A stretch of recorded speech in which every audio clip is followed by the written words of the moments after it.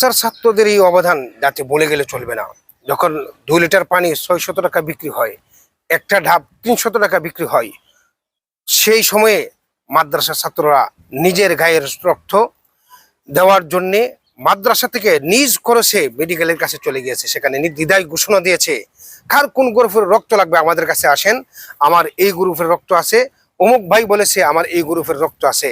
এরকম কিছু যোদ্ধা স্কুল কলেজেও আছে যারা বিনামূল্যে রক্ত দিয়ে থাকে। আমরা আল্লাহর কাছে দোয়া করি আল্লাহ তাআলা যেন তাদের গায়ের রক্ত আরো বাড়িয়ে দেন এবং মাদ্রাসার ছাত্রদের ক্ষেত্রে মেডিকেলের ডাক্তার যে রিপোর্ট দিয়েছে সেটা হলো যে মাদ্রাসার ছাত্রদের রক্ত খুবই পিওর এবং কোনো ধরনের ত্রুটিমুক্ত, কোনো ত্রুটি নেই।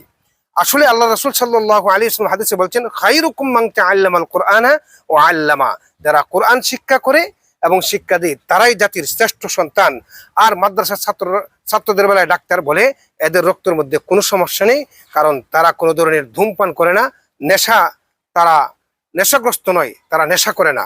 আল্লাহ তাআলা সকলকে দ্বীন প্রিয় হওয়ার, ইসলাম প্রিয় হওয়ার, ইসলাম শেখার, ইসলাম মানার তৌফিক দান করুন।